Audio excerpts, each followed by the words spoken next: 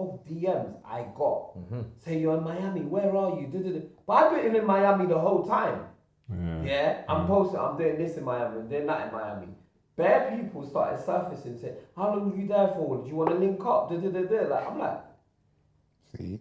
do you get what I'm saying? It works then, innit? So like you said, like it's almost like a fishing exercise. Like it attracts a certain energy. And then, but also there's something like, I don't know. Now I like would do stuff like that, but I wouldn't even post it. But at a time, because that was the first time man was getting that kind of experience, I'm like, nah, I have to capture this and I have to put it on my story, So, you know, it is what it is, man. But I didn't say I own any of these things. I was just around people that had access to these things. But anyway, moving on. I would say, in this day of AI, just question everything. There's more comebacks come out this week.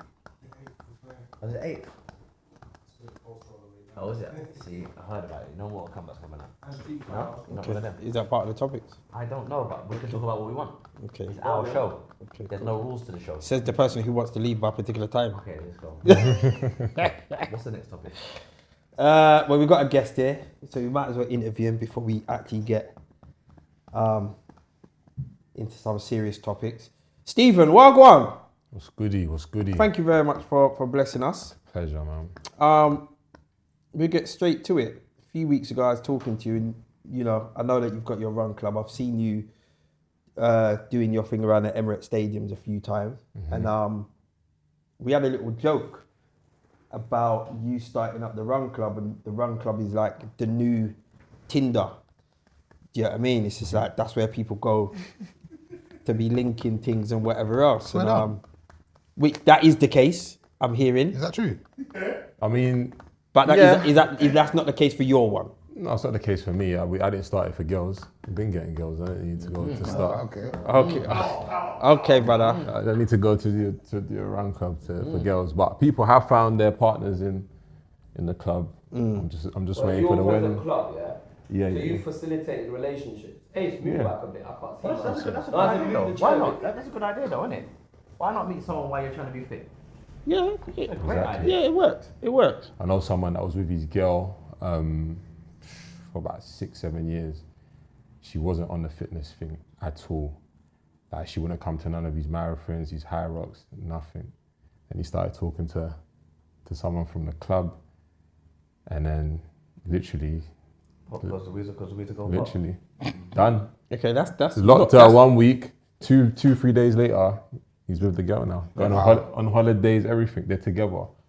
okay. I don't know what the moral of that I don't. So basically, essentially, none of them are allowed to come to your run club, like just...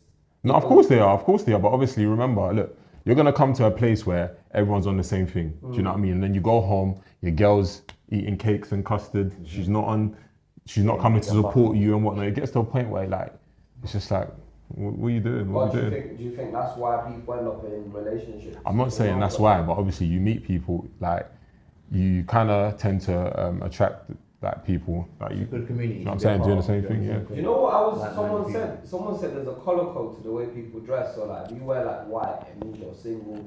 If you wear black, it means you're. I've never heard of that. It's not that, yeah. No. Alright, cool. I was just checking. I've heard heard on the So wrong club. Great. so What about if you guys just look like you wasn't going to do nothing?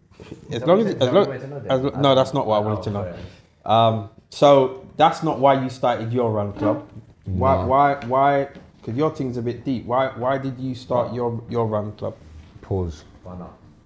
Why for that? So I started. Like a creepy thing.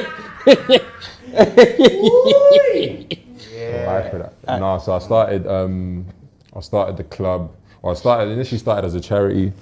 We educate people on how to do CPR, but then I realized that okay, cool. There's an active side to things. So I started at 86 Active, obviously where we get people actively and fit. And obviously I started because I lost my dad to a heart attack. That's why I started the charity. So, brother, this is cut the chat. We get personal, we get techie. Mm-hmm. You said to me that you started the charity to teach people About to do what? CPR. How to do CPR. Because I lost my dad to a heart attack. Okay. Yeah. Okay. How long ago was that now? 2018. So it just went 8 years. Okay. 31st of March. Okay. So I'm assuming at the time you didn't know how to do CPR. No, I didn't know how to do CPR at the time. Obviously, when the situation happened, and when we got to the hospital a few weeks after that, we're asking questions. Okay, what happened? Wasn't there anyone around that could have helped him? And obviously, as information is coming back to us, when he fell, there was a bunch of people around. Everyone's just trying to call the ambulance. No one knows exactly what to do. People are screaming, panicking. And then by the time the ambulance got there, they said he was a little bit responsive, but he wasn't. But obviously we will never know. I will never know. None of us was there. And then obviously he died. And then obviously after that, few years after that, when I started the charity, and when I went to do my course, they told us that CPR needs to be started immediately so oxygen gets to the brain. And then I mean, my thing has always been like all of us. You know Victor, right? You remember our friend Victor? I'm talking to you, Stephen. Me? Yeah. Oh, sorry. Right. Yeah. You might even be. You probably are too young. You would have seen him in the shop. Yeah. Back in the day, but I mean, even once you're of a certain age, everyone's lost somebody very close and very, very valuable. How did he pass? Blood clot to the lung. Okay. That was a heart attack, right? Yeah, pulmonary aneurysm. Oh. But basically, I think for a lot of people that was around Victor at the time, it kind of spurred them into, getting better medical care and life assurance and those kind of things, and just being a lot better with themselves medically. You know what I mean? So I've always said, bad things, horrible things, spur a mass of people to do better and be better. Do you know what I mean? And with your situation, what you probably don't know, because you probably don't know the numbers, but the amount of lives that you've probably aided in saving just through starting up this charity and teaching people, because that's been one of my worries since I had my son, is like, if something goes left, What do I do? am I going to be able to, we had a situation in the shop a couple of years ago where I was cutting a customer and his son was choking on food. Yeah. And it's like, he was like 3 and he was just stuffing food in his mouth, just like hard bread, just eating. So, man, what am I going for this eat? I'm cutting the customer and there's another customer sitting down. And then his son just started choking. And then the customer just grabbed him, flipped him upside down, and we started patting his back, and then he just vomited. Listen, the amount of... Did the customer know? No, the child? It's his child. I thought it was... But he's kind of semi-frozen. Yeah, of course. Like So panic. another customer has... So the customer who's just sitting down waiting has just grabbed him, flipped him upside down, and we patted his back. And listen, I'm looking at the amount of hard bread that come out of this youth's mouth. Yeah. I'm like, what? He just vomited all out.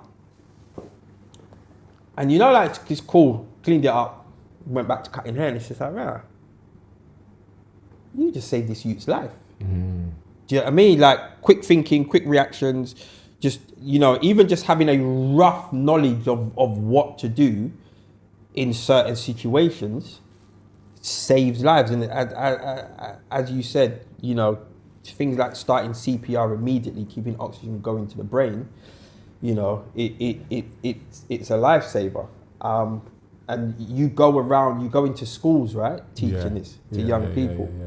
Yeah, so there was an advert about it one time. Do you remember? And it was like another one bites the dust. That beat? Yeah, doing chest compressions. Have you heard of this one? I don't think I've seen that. There was an advert on TV, and it was like It sounds like a crazy tune to do it to as well, isn't it? But you're supposed to do it. Sing that song in your head. Wasn't it Yeah. Staying Alive? That's the one. Staying alive. That's mad. I've not seen it. I was thinking, that is a mad tune. I know, it's a crazy tune to do it to. That's Staying alive. Staying alive. Staying alive. Yeah, another one back. So That's the I total Wow. opposite. Another one back Staying to Dust. I said, I haven't seen that one. Yeah, that's Just You have stop- to do it to the rhythm of Staying Alive. Staying alive, yeah.